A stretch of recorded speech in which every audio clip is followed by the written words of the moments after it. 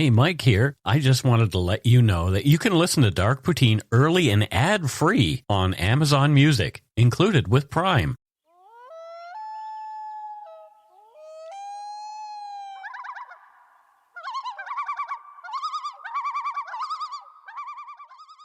Hello and welcome back to Dark Poutine. I'm Mike Brown, your creator and host. With me this week is my friend Matthew. Hello, everybody. Members of the Dark Poutine Facebook groups, the Yumber Yard, and in particular the Barnyard, will recognize Matthew as a prolific poster and especially as the dad of Dark Poutine's unofficial mascot, Steve, the English Bulldog. He's British. Okay, he's a British Bulldog. He counts Wales, Northern Ireland, and Scotland as well. Oh, there you go. Yeah.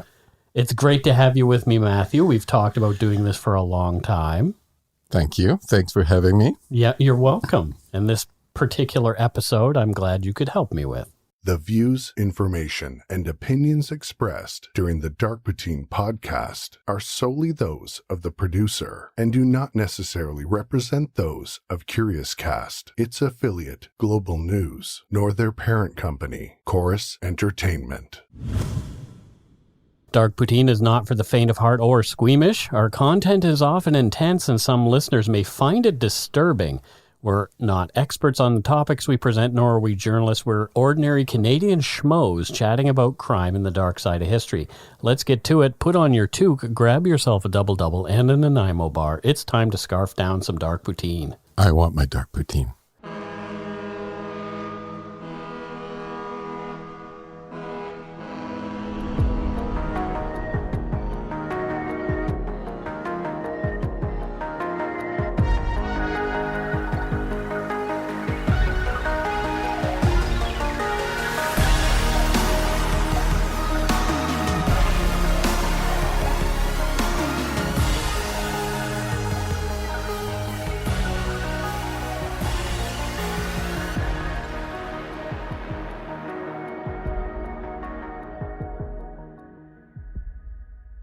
In the early morning hours of November 17, 2001, officers from the Vancouver Police were dispatched to the Second Beach area of Stanley Park.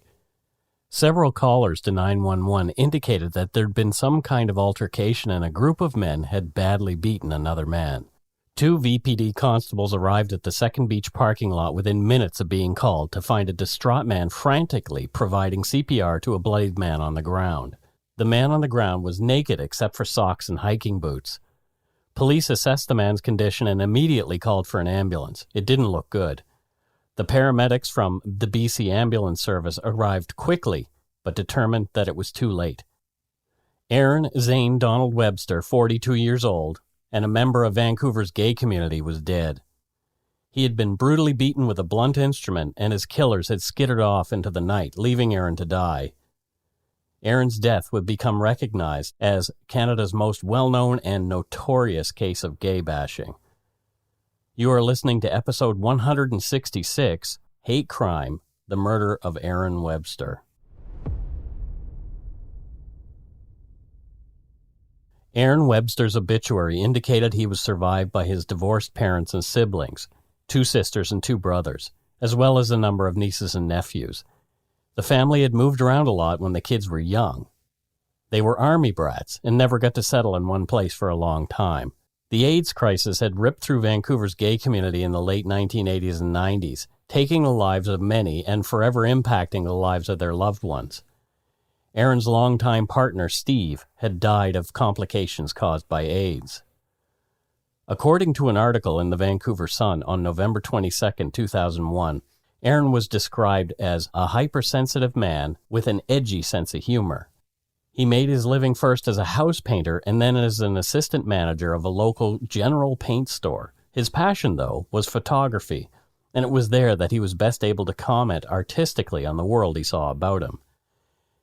Aaron's cousin Fred Norman talked to the Vancouver Sun about Aaron's love of photography and his passion for photographing nude male bodies. Quote, "It was an outlet to express himself, a way to show his love for the way things were, to show the beauty of an image, the beauty of a human being. A lot of it was healing." Many photos, some taken by Aaron himself, highlighted his love for his dog, a Sheltie named Zane, who'd been with Aaron through some of the tough times. Zane, too, had passed away only a year prior, and Aaron was beside himself with grief once again. According to Yvonne Zacharias in the Vancouver Sun on November 22, 2001, quote, "Before his death, Aaron had been working with his friend Tim Chisholm on a calendar of his photos to assist several businesses in the gay community with public relations. Chisholm says the calendar will become a memorial calendar." Tim Chisholm was also the man who'd provided CPR to Aaron Webster as he lay dying there in the Second Beach parking lot.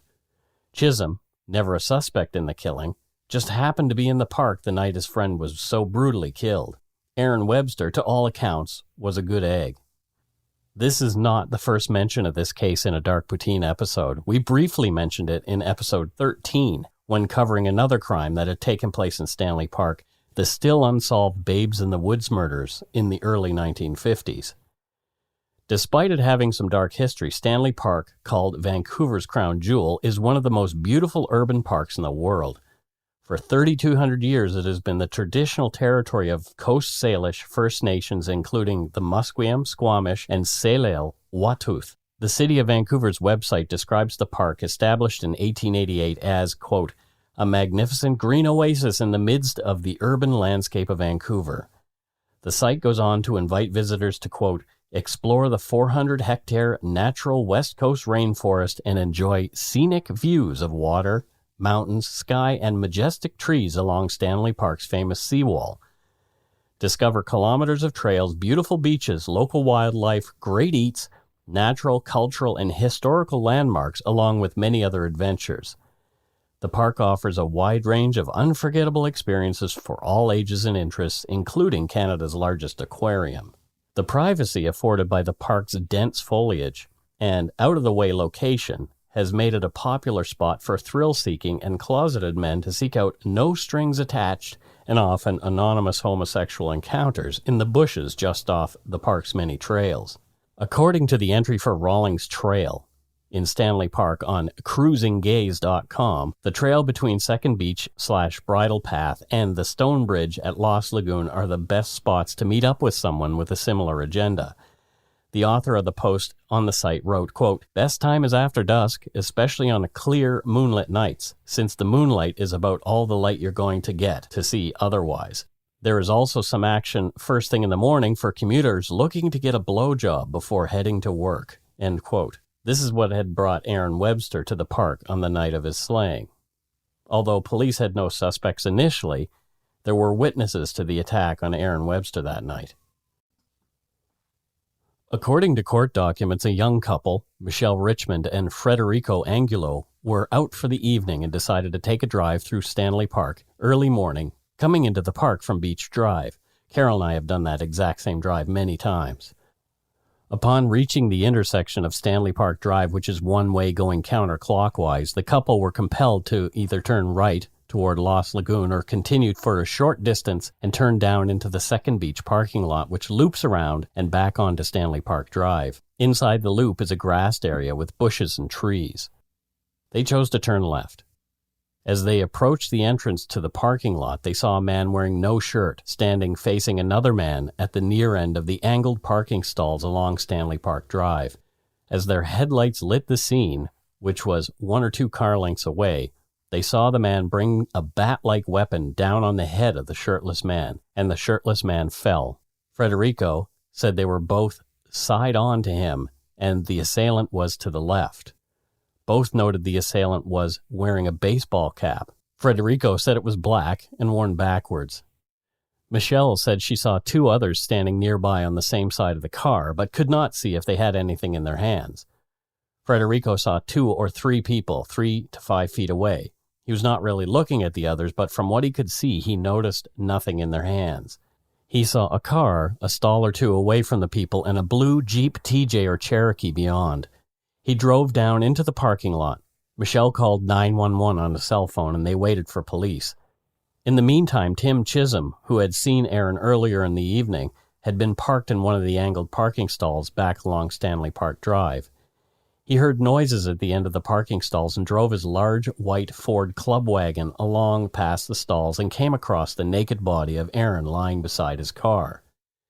He too called 911 and then attempted unsuccessfully to resuscitate his friend. Michelle and Frederico, still parked back in the parking lot, heard loud voices and noises apparently coming toward them. They became alarmed and decided to leave, continuing around the loop back onto Stanley Park Drive and past the scene of the beating. Frederico stated that the blue Jeep was gone by that time. They saw the large white van, and Frederico saw someone later identified as Tim Chisholm bending over Aaron Webster's body. Driving past quickly, Frederico assumed that the man he saw was further assaulting the man laying on the ground. Frightened, Michelle and Frederico drove to a parking lot closer to English Bay to wait for the cops to arrive. The killers had escaped. The attack on Aaron Webster had been brutal and sustained. Details of his injuries come from court documents. Pathologist Dr. Gray conducted an autopsy on Aaron Webster on November 19, 2001. Aaron sustained approximately 13 or 14 wounds from a beating with rounded, linear objects, one thicker than the other. There were 5 large bruises to Aaron's legs, 2 across the top of his buttocks, 2 on his mid-back, 2 on Aaron's right chest at the bottom of his rib cage, 1 to his left forearm, 2 internal bruises to the back of his neck which were not visible through the skin, and 1 severe area of bruising to Aaron's right jaw spreading into his neck. Aaron's right jawbone was broken. The 2 bruises on his buttocks could have been made by 1 blow. 2 of the bruises on his legs could have also been made by a single blow. The cause of Aaron Webster's death was a torn artery in his neck, which is often quickly fatal. The artery itself was not directly in the path of a blow, but the artery was torn by a sudden tilting rotational movement of Aaron's head and neck, imparted by a blow.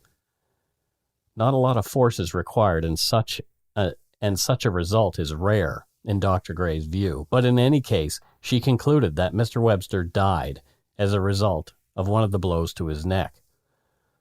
All of the blows to the back, buttocks, and legs, with the exception of the 2 to the right rib cage, were consistent with having been made by a thicker instrument. The other 2 were much thinner. This indicated more than one attacker and more than one weapon. A broken pool cue was found near the pay parking machine, which is 85 meters away from the scene, along the angled parking stalls. This was compared to the thicker bruises and found to be consistent with the weapon used to cause them. The 2 thinner blows were consistent with having been caused by the shaft of a golf iron or the thin end of a pool cue. Dr. Gray said the injury to the jaw could possibly have been caused by a pool cue, although the severity of the bruising to the neck suggested superimposed impacts with another weapon. As the city heard about the murder and its brutality, the majority of Vancouverites were incensed that such a violent and apparently homophobic act could have taken place in a city that sees itself, even then, as a bastion of openness, tolerance, and a safe place for queer people to live their lives. The gay community knew better. Homophobic violence was not so uncommon according to the numbers. Dr. Bill Coleman said in a Vancouver Sun article published 2 days after Aaron Webster's death that an earlier survey indicated that 45% of gay men in Vancouver reported having been victimized in a gay bashing. From the Vancouver Sun on November 18, 2001. Vancouver went through a rash of vicious gay bashings in the early 1990s. One of the worst was the attack on Steve Macklin, who was 27 in 1992, when he was almost killed in an attack frighteningly similar to the attack on Aaron Webster. Macklin was on a gay stroll in Stanley Park when he was attacked. "There was a man standing beside a tree," said Macklin not long after. "As I got level with him, he pulled a steel pipe from behind his back. The man knocked Macklin down and then beat him unmercifully. A second man came out of the shadows and kicked Macklin as he was being beaten with the post. The whole side of my face was crushed, my arm broken in 4 places, ribs broken, and 7 teeth were knocked out. It took 8 metal plates and 38 screws to rebuild his face. No one was charged. The community was sick of it." This was what was behind the powerful response to Aaron Webster's death. As police sought Aaron's killers, on the weekend, only days after Aaron's death, a rally led by members of Vancouver's gay community, including the late Jim Diva, then proprietor of the Little Sisters Bookshop, which according to the Tyee is, quote, "a Canadian landmark for LGBT resources."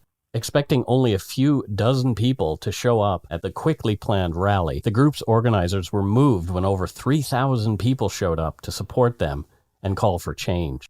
One of the rally's organizers, Murray Billida, recalled his feelings on seeing the unexpected turnout years later to Kate Adak and Sam Eifling of the Tyee.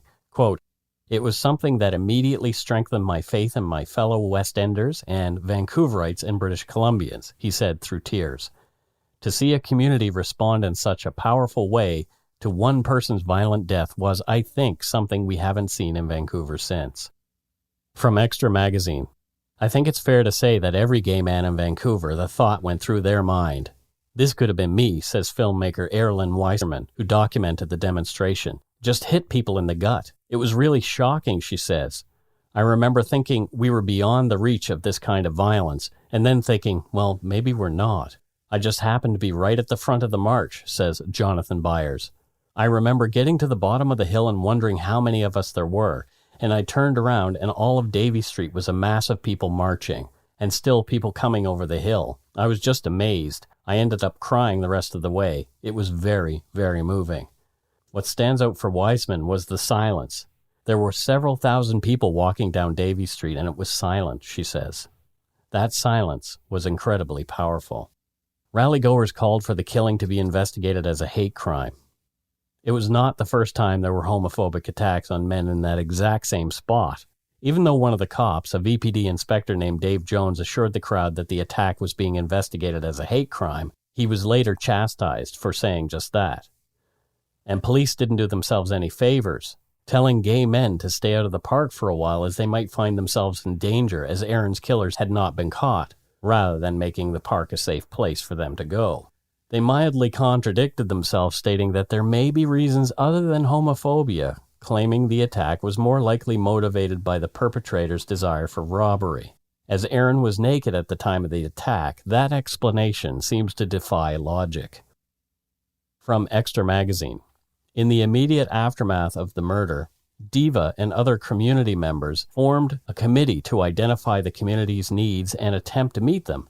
Out of that came more gay representation on various West End associations, such as the then Davie Business Improvement Association and the Streets Community Policing Office. That we'd been isolated for too long was readily apparent, Diva says.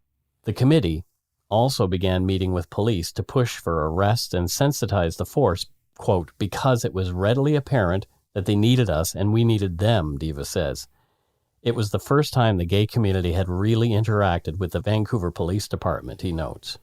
Diva and his group hoped to raise $10,000 to be put forward as a reward for anyone who provided information leading to the capture and conviction of Aaron Webster's death. The community really came together. Weeks before Aaron Webster's murder, another man, Edward Smith, reported being attacked by 4 males in Stanley Park near Second Beach.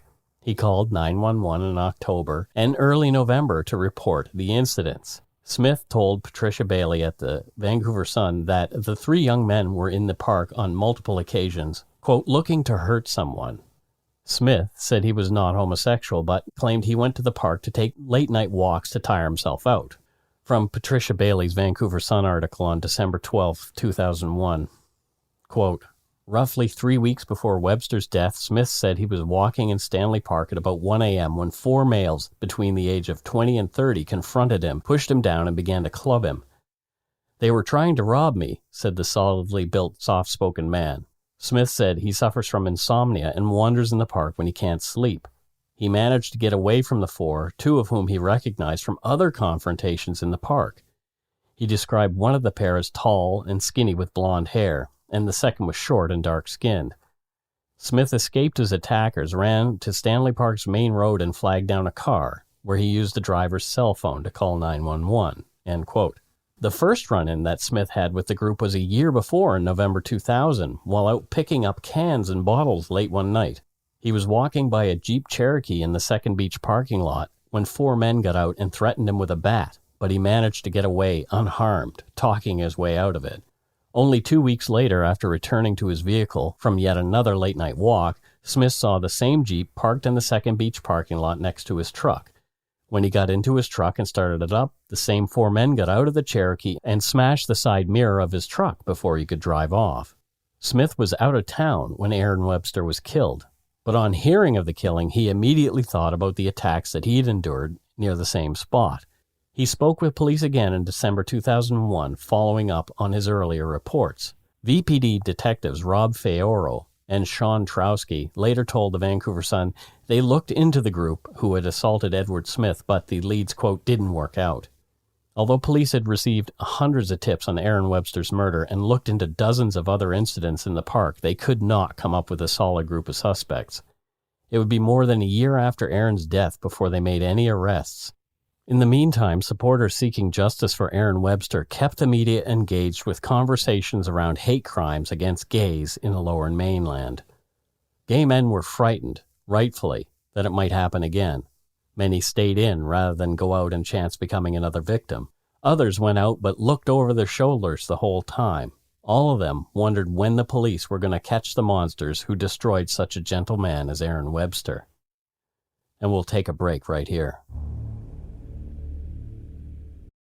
If you're looking for a smoking gun, I can absolutely guarantee you will not find it. In October 2001, a series of letters filled with a deadly powder called anthrax were dropped into the U.S. mail system. What started as an unprecedented case turned into an unsettling mystery. Who sent these deadly letters, and why?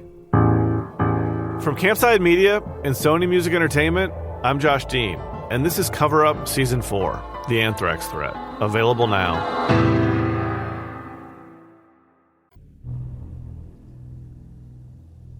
And we're back. On the anniversary of Aaron's death, his community nor the police had forgotten what had happened. Detective Fioro spoke with Greg Middleton of the Vancouver Sun in an article published on November 17, 2002. We know people out there who were there when this happened. He said, those who were involved have probably talked.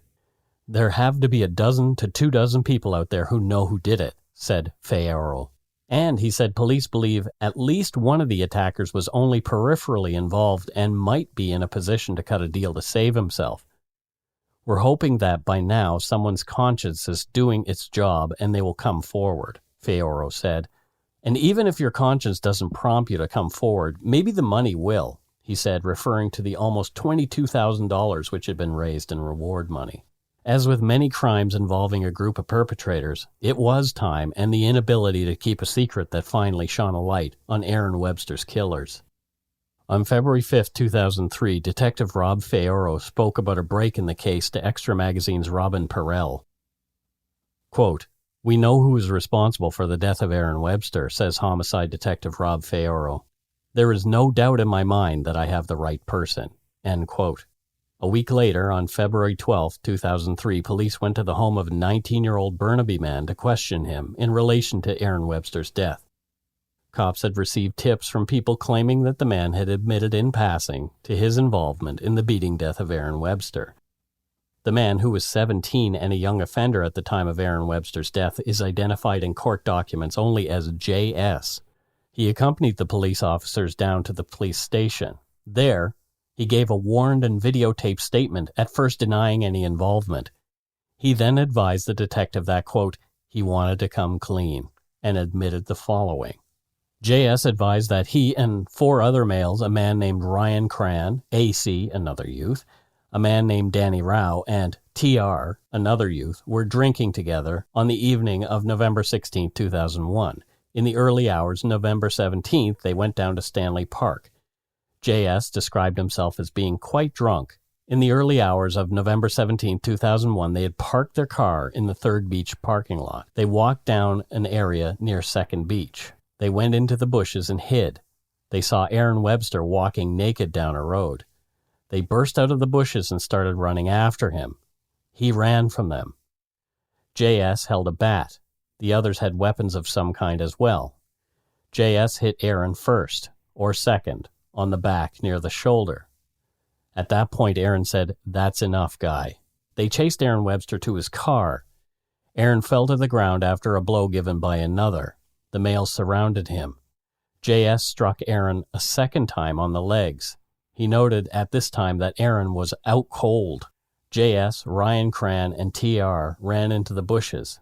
AC and Danny Rao continued to hit Aaron Webster, wailing on him as he lay unconscious on the ground. JS estimated that they hit him approximately 7 times each. As JS was hiding in the bushes, he was thinking, if you don't want to kill the guy, what are you doing? Like, why don't you stop? They just kept going. I didn't say anything, didn't yell anything out. They then all ran down to the seawall, back to their vehicle at 3rd Beach, and left the park. As they were leaving the park, they saw the ambulance attending to Aaron Webster, attempting CPR. The next day, JS learned that Aaron Webster had died. He met with the others to discuss what to do about it. It was suggested by someone that they lie. Quote, just say you weren't there. They got no evidence or anything like that. End quote. Police pressed JS for more information. JS advised the police that they went down to Stanley Park for the purpose of finding, quote, peeping toms to beat up. The detective asked, is it fair to say that anyone coming that way would have gotten a beating? JS said, yeah.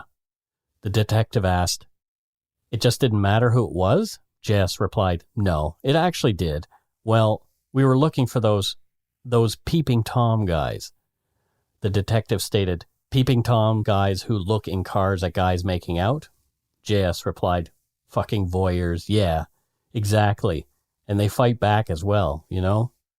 The detective asked, oh, they do? JS replied, yeah. The detective asked, how many times did you say you guys did that? Would you go out and look for guys? JS replied, oh, I've done it like 3 times. The detective asked, and just again, so it's clear in my mind, why did you guys go out to do that? Was it a fun thing or? JS replied, yeah, it's, entertainment. I hate to say it. When asked by Sergeant McCluskey how he felt about this whole thing, JS responded, quote, terrible. Just every night I go to bed, it's like things remind me about it. Like every time I hear the word Stanley Park, see it on some map or something, it's just dreaded. JS was the first person arrested and charged in Aaron Webster's death. AC, Ryan Cran, and Danny Rao would be arrested later, and the 2 adults, Cran and Rao, would be tried together. On July 30th, 2003, JS pleaded guilty to manslaughter and would be sentenced in December. Ryan Cran had also told a friend about his involvement in Webster's death. He couldn't keep his mouth shut either. Thank goodness. News of Aaron Webster's death was all over the news in the days after it had happened. Ryan Cran went to a pool hall he frequented. There, he spoke with an employee of the Q-Zone pool hall named John Morgado. Ryan had invited John to go to Stanley Park with him on 2 occasions, suggesting they might go there to the Prospect Point area to drink and party, and if they saw anyone peek into vehicle windows while 2 people were making out, they might beat them up. Morgado refused to go on both occasions. Following the media coverage of Aaron Webster's death, John Morgado began thinking about the times Ryan Cran had invited him to go along to Stanley Park. John looked at Ryan Cran, and from Cran's expression, thought Ryan might have been involved. Still looking at Ryan, Morgado shook his head, and Ryan smiled. John said, was that you? Ryan said, yeah, it was us. Ryan then went into some detail, and he said some friends from Surrey had parked their vehicle at 2nd Beach, walked through the trails at Stanley Park, and had run into somebody they saw was naked and started beating him. Ryan said as they were beating Aaron, he kinda stopped. I guess he thought it was enough. The other people kept going, kept on hitting him. Ryan gave his most chilling account to another friend, Lance Rudick. Rudick had gone to high school with Ryan Cran and also worked at Q-Zone. Ryan had come into the pool hall shortly after Aaron Webster's death. Cran seemed to be drunk. From Extra Magazine, he placed his keys on the table, pulled up a chair to the front counter of the customer service area, and used the words, Lance, we lynched this guy. We lynched him. Then he mentioned Stanley Park. Lance, we lynched a guy. We lynched a guy. We beat this guy up. Rudick later said that at the time he didn't take Cran seriously. Quote, I thought he was just trying to get a rise out of me. Robin Perel of Extra Magazine provided an excellent timeline of the legal proceedings that followed, and we'll flesh it out here. On October 9th, 2003, Danny Rao, Ryan Cran, and AC were arrested and charged with manslaughter.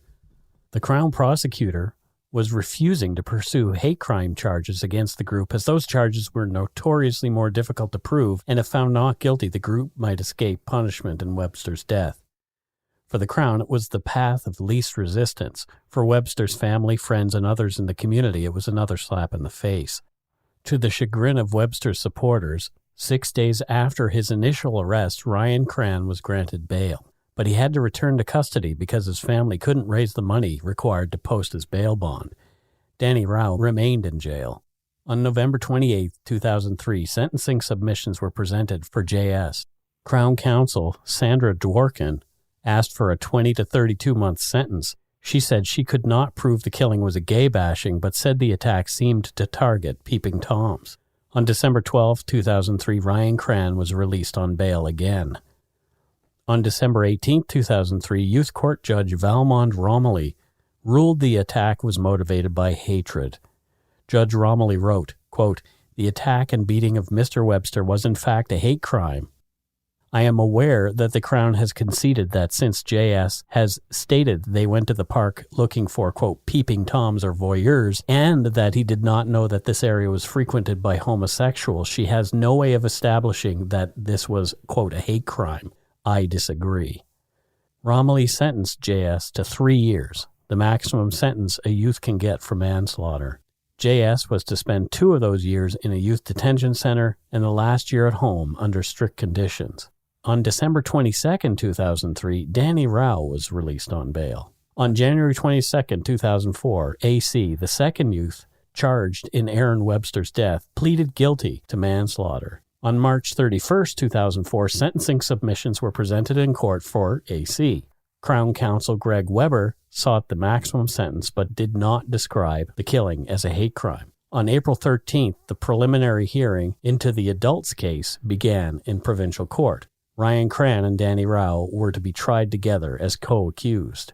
On April 21, 2004, a youth court judge, Jody Warrior, sentenced AC to 3 years, the maximum sentence. She stopped short of calling the killing a hate crime. She noted that the youth was already on probation for possession of stolen property and operating a stolen vehicle at the time of Webster's death. On May 28, 2004, Judge Jane Godfrey convicted Danny Rao of obstructing justice after he attempted to interfere with a witness for his upcoming manslaughter trial. On July 9th, Rao appealed his obstruction conviction. On November 15, 2004, Danny Rao and Ryan Cran's trial began in BC Supreme Court. Both of the men pleaded not guilty. On December 10, 2004, Justice Mary Humphreys convicted Ryan Cran of manslaughter, but acquitted Rao because she said there is too much reasonable doubt to find him guilty. The spectators in the courtroom were stunned at Rao's acquittal. They jeered as the judge read her decision. One man shouted, "He killed a man!" Another yelled at Rao saying he'd gotten away with murder, to which Rao, 22, shot back, "Fuck you." On January 23, 2005, on the eve of Ryan Cran's sentencing, about 1,000 gay protesters gathered on the steps of BC Supreme Court to demand hate crime designation in Webster's death. Crown Counsel Greg Weber asked for a 6 to 9 year sentence but was not seeking a hate crime designation. On February 8, 2005, Justice Mary Humphreys sentenced Ryan Cran to 6 years for manslaughter. She said that the Crown presented no evidence at trial to prove that Cran deliberately targeted a gay man, so she refused to designate the killing a hate crime. Outraged members of the gay community and Webster's family called for then BC Attorney General Jeff Plant to conduct an investigation into the prosecution of the case and the Crown's decision not to seek a hate crime designation. In December 2005, JS was released from custody to serve the last year of his sentence at home under supervision. On April 20th, 2006, AC was released from prison to serve the last year of his sentence at home under supervision. On February 6, 2009, after having been denied early parole, Ryan Cran was released on statutory parole after serving 2/3 of his sentence behind bars. Parole board documents show that Cran was involuntarily transferred to higher security while incarcerated for alcohol use. He was instructed to abstain from alcohol, avoid people he suspects may be, quote, involved in criminal activity, and get counseling until his sentence ended on February 7, 2011. Jim Diva, had some choice words about Ryan Cran for Matthew Burrow's Georgia Straight article in February of 2009. Diva said what was on everyone else's mind. Ryan Cran's a piece of shit, Diva, co-owner of Little Sisters Book and Art Emporium, said in a phone interview with the Georgia Straight. I don't spend much time thinking about him or his life, but it's getting a message out that this sort of activity is absolutely inappropriate, and a broader message that you're not protected when you do this. You get nailed. And our community is there to watch that you get nailed. End quote. As Aaron Webster lived in a co-op, he had been memorialized by the Cooperative Housing Federation of British Columbia with a scholarship. Their site states, when we created the CHF BC Scholarship Fund, we decided to name one of the scholarships after Aaron Webster. Aaron was the victim of a hate crime. He was killed because he was gay and for no other reason. This tragedy affected many of us deeply because at the time of his death, Aaron was the president of his housing co-op. Not long after Aaron's death, CHF BC established the Aaron Webster Memorial Fund in the hope of using it in some way to celebrate our diversity as a co-op housing movement. This is the seed that grew into our scholarship fund, and each year we name one of our scholarships the Aaron Webster Memorial Scholarship to acknowledge those roots. Aaron's former co-op was named after him, and a new one to replace the old one is in its planning stages. From the Community Land Trust website, Aaron Webster Housing Cooperative is partnering with CLT to redevelop the site of their previous building and provide a new home for their members. After members approved the partnership, they were relocated to another CLT property as a complete community while planning and development are underway. The new building will comprise 64 cooperative homes. 31 homes are replacements for existing Aaron Webster members. 33 homes represent new additions to the community housing sector. In 2008, the Center, a community center serving and supporting lesbian, gay, transgendered, bisexual people and their allies in partnership with the Vancouver Police Department, received funding from the Ministry of Public Safety and Solicitor General's Safe Streets and Safe Schools initiative.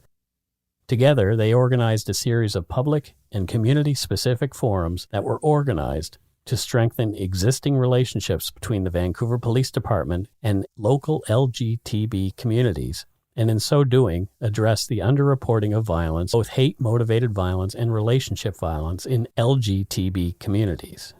The title of the project was the Aaron Webster Anti-Violence Project.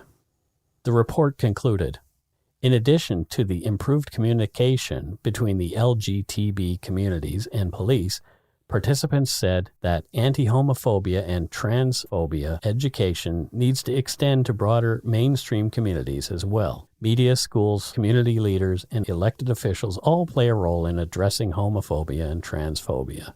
It is rare that community members have an opportunity to have a dialogue with members of the police force in a non-emergency setting, including senior management. The VPD's willingness to engage in this process sends a strong message to local LGTB communities. The dialogue and relationship building that emerge from these forums are invaluable, yet they are also tenuous.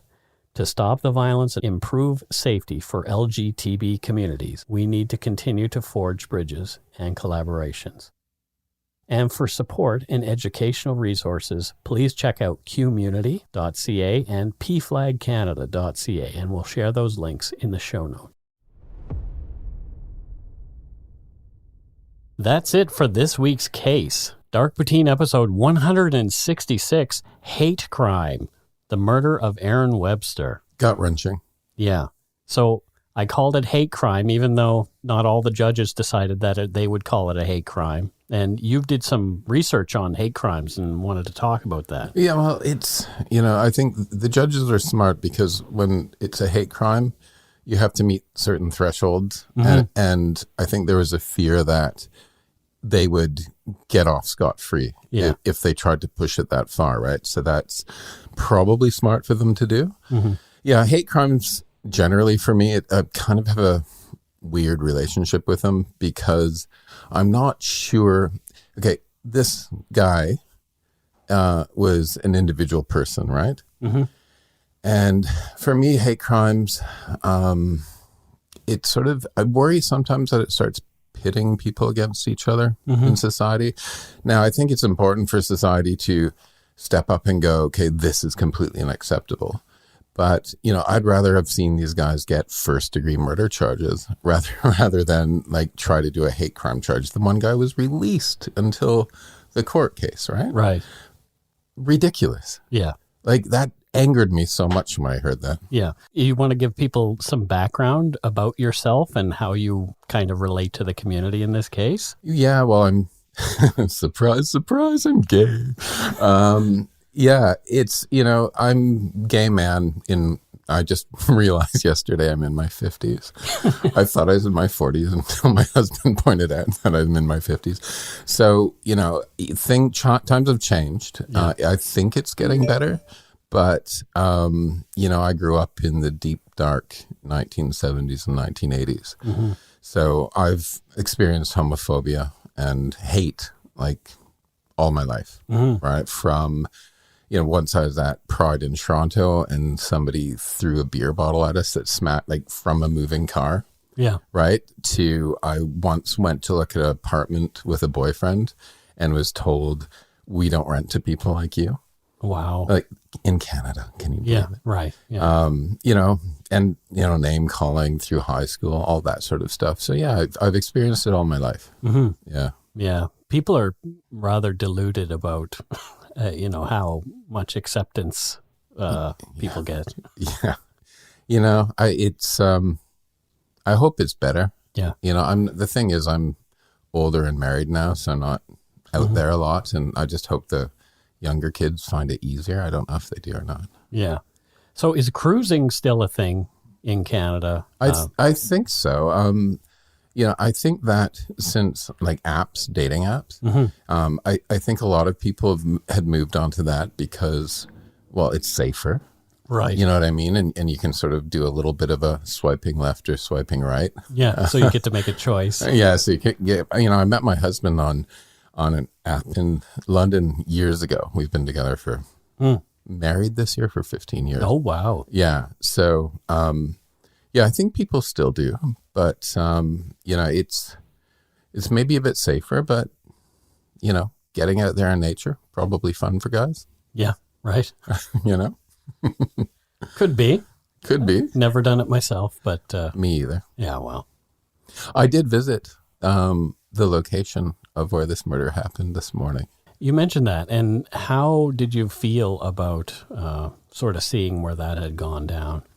Well, you've been to Stanley Park. Yep. You know, it's such a beautiful place, right? Yeah. It's so beautiful. And it's, you know, to stand there and, like, I was in the parking lot, I'm like, I wonder if I'm standing in the spot that it happened, right? Yeah. And it's sort of an eerie feeling. And I just felt I felt bad for the guy. I felt bad for his friends. Felt, you know, he had a bit of a tough time just leading up to that. You know, his partner had died, his dog had died. Yeah. And he sounds like he was a wonderful guy. Yeah. And just to think that, you know, a bunch of morons beat him to death in this beautiful spot. It's just completely the opposite of the beauty of the place, you know? What's your take on the peeping Tom defense that they used? Such bullshit. I think so too. They went there to beat up or kill fags. Yeah. Simple as that. Peeping Tom, they were the ones being the peeping Toms. Yeah, right. Right? Like when I heard that, I was just like, that doesn't make sense. They obviously said they understood that they needed to say something other than we're there to beat up fags. Yeah. Right? And I use the word fag because I'm allowed to. Right. Yeah. Right. You know? It's a bundle of sticks, apparently. Yes, that's tied together and burned at a stake. Oh, gosh. There you go. Oh, no, that's even worse. I know.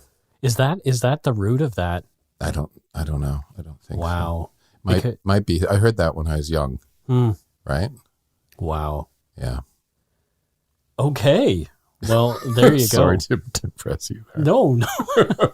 No, I learn something new every day. And thankfully, I've got friends like you who are willing to come and help us out with the show. I'm more than happy to do it. So let's move on to some voicemails. We're going to listen to some of the conversations that people have had with our voicemail answering machine and see if there's anything interesting. Hi, Dark Team. My name is Samantha Brown with an E. I am in Northern Ontario from Elliott Lake. I just wanted to call and leave a message to say how much I really appreciate the podcast. I've been a listener for almost a year and a half now. I just wanted to thank you, Mike, for your support and everything that you do to entertain me for the week. Even though these crimes are sad, sometimes you are very informative. For the Sammy Yatim case, I wrote about the paper in a sociology course a few years ago, and you just kind of hit on the points I taught in my paper, so it's really great to go back and read my paper. Also, your voicemail for this number made me laugh. I just wanted to say that I love you guys. Carol, I love having you on the show. You kind of make me have a good thought once in a while, and I love it. Anyways, my mom's going to laugh when I say this. Go shit in your hat. Bye, guys. Well, thank you so much from Samantha Brown with an E. Best way to spell Brown, anyway. Does everyone who has the last name Brown say with an E or sans E? No, only the people with an E have to say with an E, because if you knew how many times I have had to say my name is Michael Brown with an E, it might as well be Brown spelled all one word, Brown with an E. That's like me with Matthew with one T. It's like all my life. Oh Matthew, my gosh, Matthew it's ridiculous. Thank you so much, Samantha, for your call.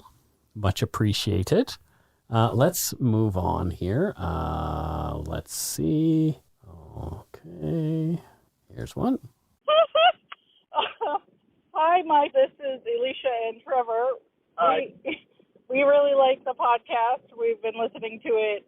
I listened to it from the beginning not too long ago, and I guess our favorite episode, my favorite episode is still the one about the Halifax explosion.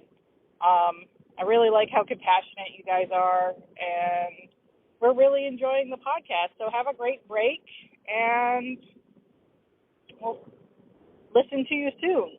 Bye-bye. Well, there you go. That was nice. I like it when people call in are nice. Absolutely. Oh, I never play the ones where people are mean. Surprise, surprise. Yeah, like, right? Hi, Mike and Scott. This is Joe Hartwell. I recently became a patron, and I've been listening to you all for a few months now. I just wanted to say that I so appreciate your show because in the past month, I have moved from the United States, where I was in North Carolina, to Portugal. And you all have been a really good tether to normality for me during all the stress of that move. So I just want to say I really, really appreciate y'all. I love how y'all do the show, and go shit in your hat. Bye. Why, thank you so much. It's so nice to be told, go shit in my hat in such different accents all the time. Absolutely. Matthew, you've never told me to go shit in my hat, have you? No. I just tell you to fuck off. It's true. Matthew doesn't pull any punches.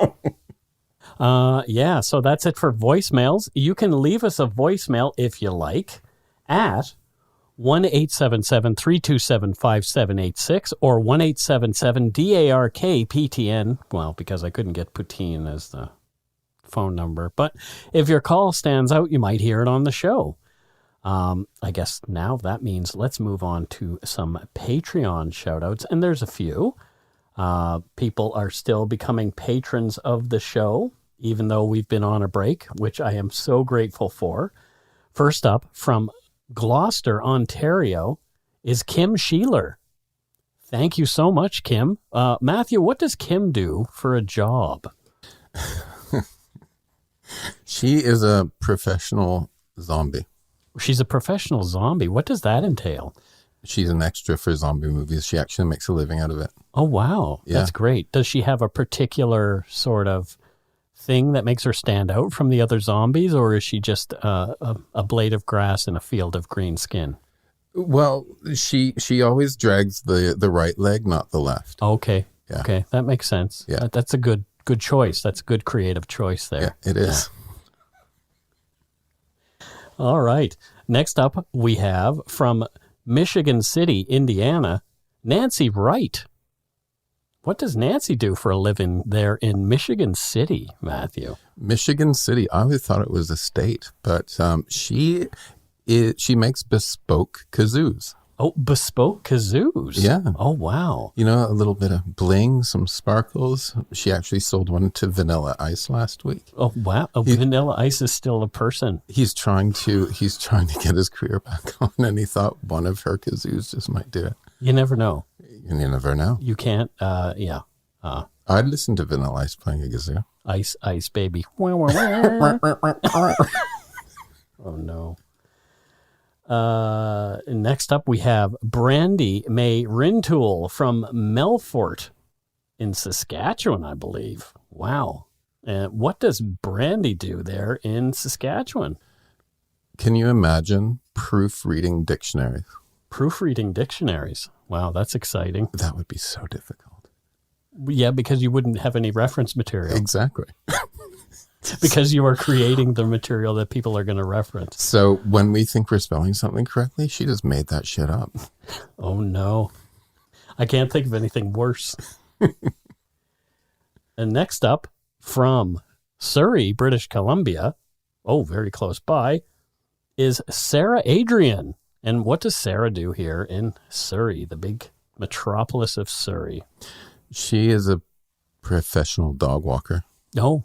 I'm hoping, because I wanted to bring Steve, but my dog, but we thought he'd be snorting and making noise. I was really looking forward to having So I'm hoping Steve. maybe she could dog walk when I come and do another show. That could be, yeah. Wouldn't that be awesome? So Sarah, if you're up for walking Steve, let us know. It's more like he'll drag you down the street, but that's good. Because he is very hefty. He's a hefty boy. Next up, we have Smashley Joe. And Smashley Joe does not say where they are from.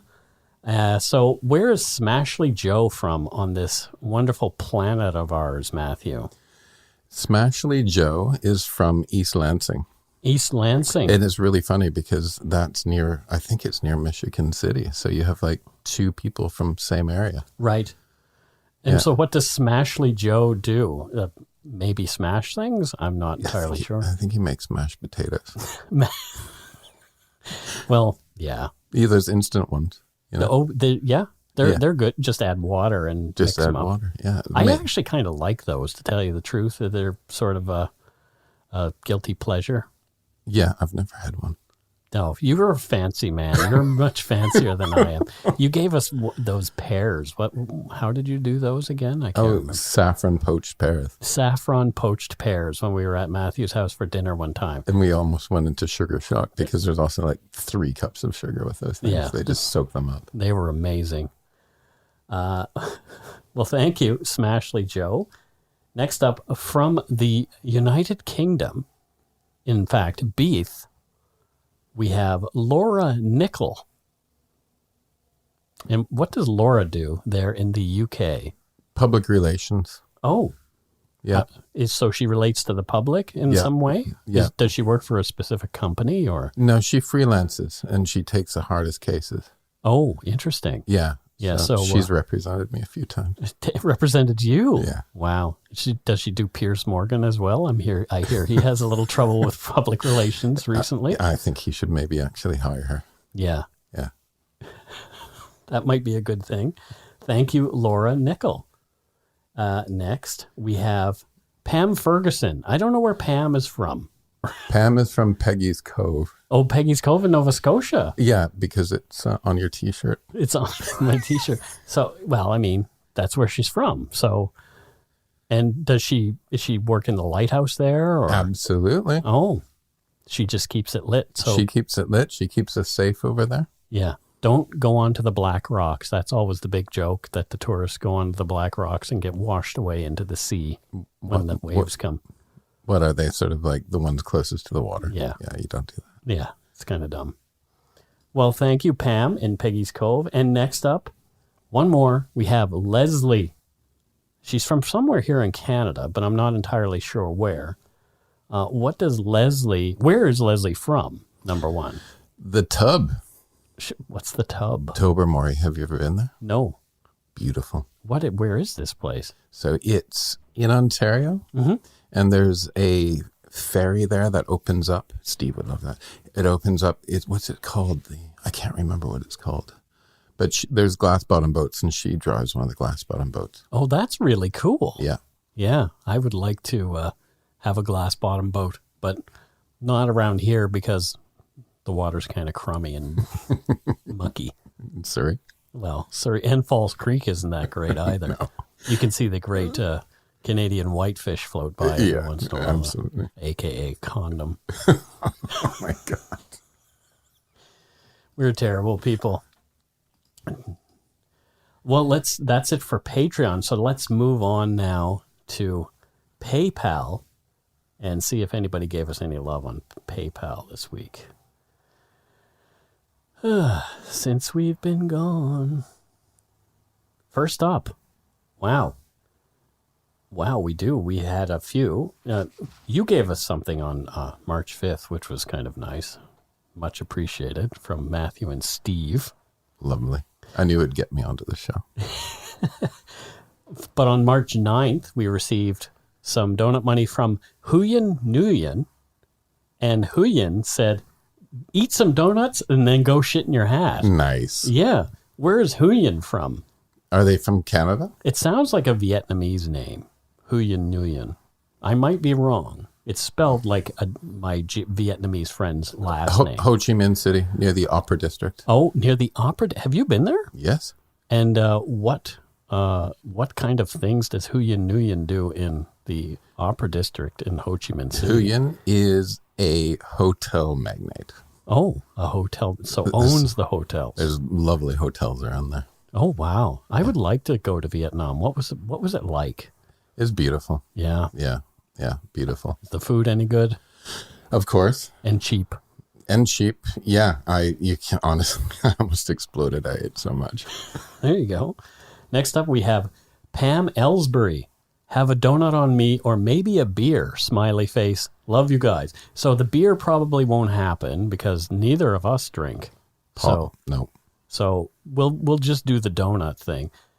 Where's Pamela Ellsbury from? Mesa, Arizona. Mesa, Arizona. Oh, interesting. Yeah. What does she do for work around Mesa? There's a mountain there that you can drive on. Mm-hmm.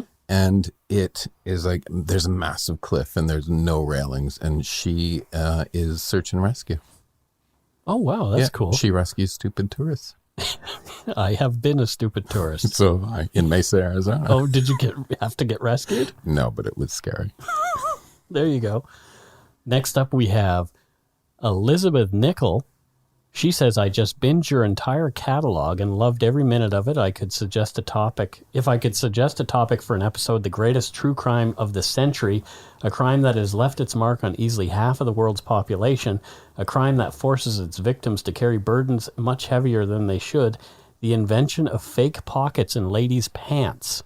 Seriously, who decided we don't have stuff to store in our person? Anyway, go shit in your hat, because you certainly can't shit in those pockets. And yes, I've spent the last week coming up with this. Keep up the good work, Lizzie. Well, thank you, Lizzie. So Lizzie, I gather, is a designer, a clothing designer. I think she is. But what does she mean by fake pocket? Some ladies' pants have a fake pocket in the front. It just looks like or in the back. What's the point, though? I don't know. Just for look. Okay. Aesthetics. But I would say that Lizzie is trying to sell ladies' pants with pockets. I think so. Yeah. Where is she from, though? Where is Lizzie from? Yeah.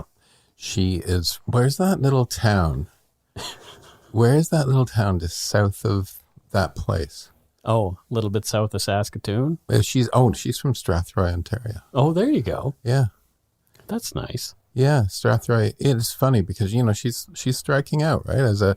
She's getting out there being a fashion designer. Strathroy used to be the turkey capital of North America. Oh. Yeah. Wow. And she's like, I'm not going to do turkeys. I'm going to do fashion.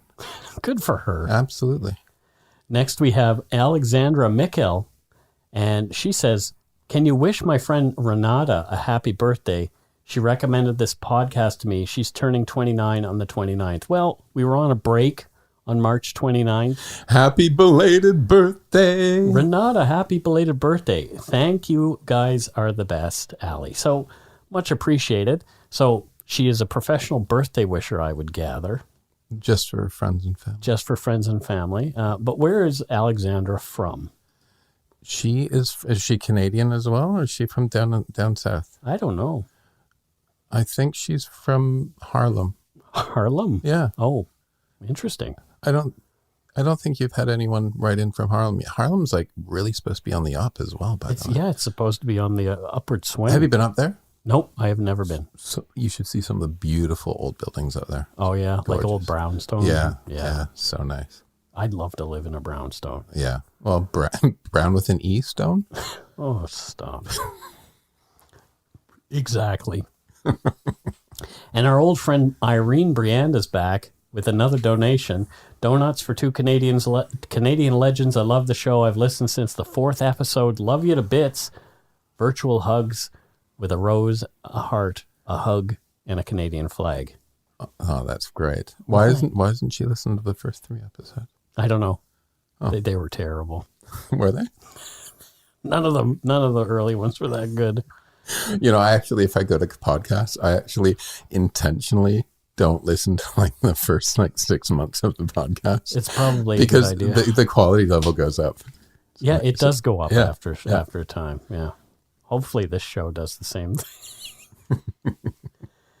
Anyway, thank you so much to our patrons, past and present, and our donut money donors for your generosity. It helps to keep the show going. You can become a patron of Dark Poutine at patreon.com/darkpoutine. For a one-time donation, you can send us donut money via PayPal using our email address, darkpoutine@gmail.com. If you don't subscribe already, it would mean a lot if you did.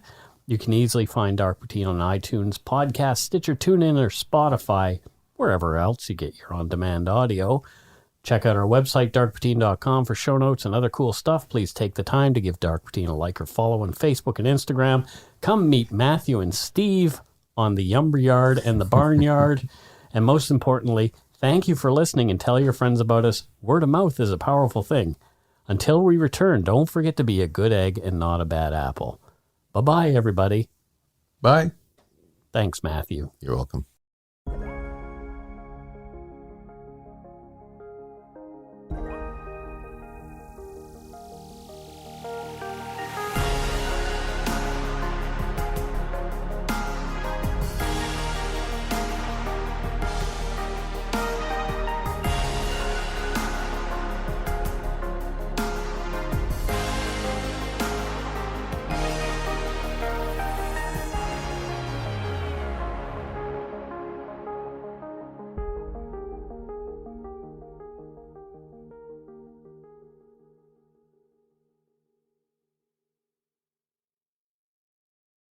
Hi, it's Shauna, and I might be a bad parent because my kids think French fries are vegetables. Hey, it's Ryan, and I might be a bad parent because I went out for wings when my wife was in the hospital after giving birth. Johnny here. I might be a bad parent because in my house, the tooth fairy gives pocket change. But we're not alone. Len emailed us and said his 6-year-old daughter's Tarzan moment going from love seat to lazy boy by curtains made him more proud than any dance recital. And Andy left his 2-year-old at the rink. All right, guys, I'm sure we're not alone. Like Andy's kid. For stories and confessions like this, make sure you check out our podcast. It's called Bad Parents, and it's available wherever you get your podcasts. I left a glove at the rink.